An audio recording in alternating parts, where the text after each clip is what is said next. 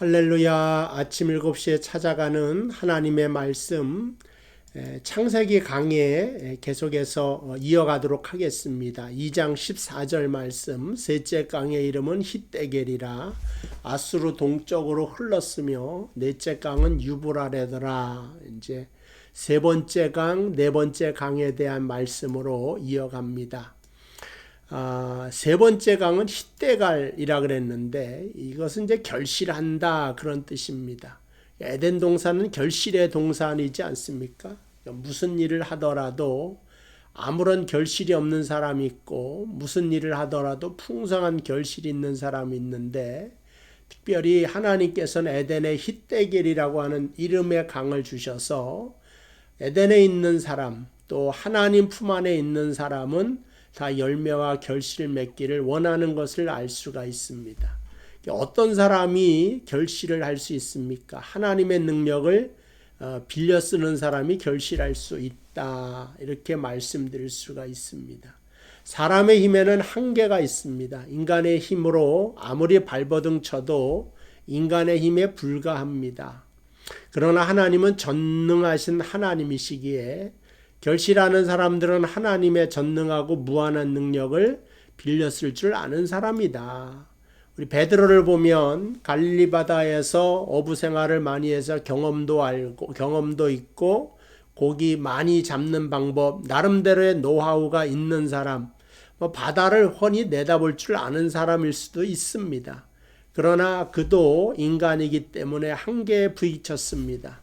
밤새도록 그물을 내려 수고하고 고기를 잡으려고 했지만 그의 경험과 능력은 완전히 실패로 끝났습니다. 그때 예수님께서 베드로야 깊은 곳으로 가서 그물을 내려라. 이 말씀을 하죠. 그러니까 자신의 경험과 능력을 의지하지 않고 하나님의 말씀에 의지하여 그물을 내렸을 때 얼마나 고기가 많이 잡혔는지 그물이 찢어질 정도가 되었다 하는 것입니다. 그 당시에 베드로의 능력으로는 한 마리도 잡지 못했지만 예수님의 말씀에 의지하여 엄청난 결실을 많이 맺은 것을 볼 수가 있습니다. 이와 마찬가지로 우리도 우리의 힘만으로는 결실할 수가 없다. 하나님이 도와야 된다 하는 것입니다. 그러니까 농부가 열심히 땀 흘리면 많은 결실을 얻는다. 그거 다 아닙니다. 홍수가 나면은 농부의 땀이 헛수고가 되는 거예요. 비가 안 와도 농부의 땀이 헛수고가 됩니다. 뭐가 필요합니까? 하나님의 도우심이 필요한 것입니다.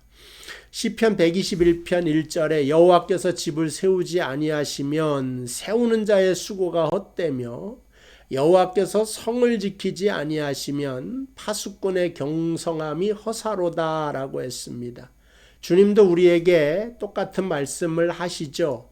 그러니까 나는 포도나무요 너희는 가지니 저가 내 안에 내가 저 안에 있으면 이 사람은 과실을 많이 맺나니 나를 떠나서는 너희가 아무것도 할 수 없음이라.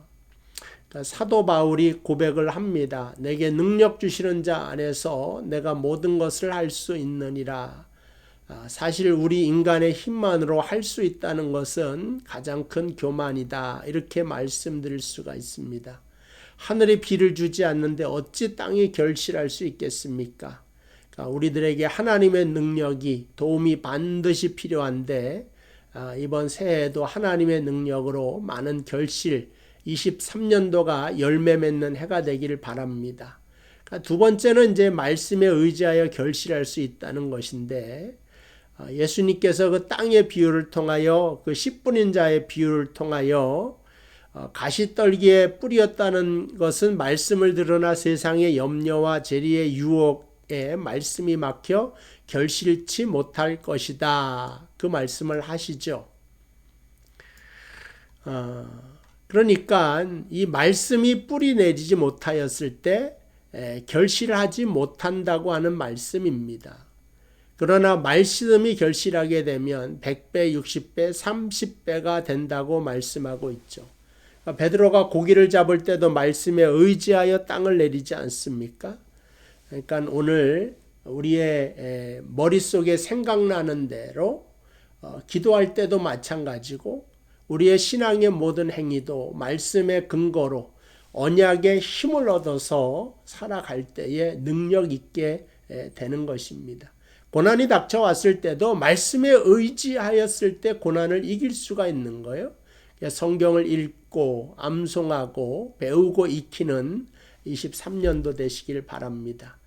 세 번째는 이제 결실은 수고하여야 결실할 수 있다 하는 것이죠. 눈물을 뿌리며 씨를 뿌리는 자는 기쁨으로 단을 거둘 것이다. 이런 말을 하고 있습니다.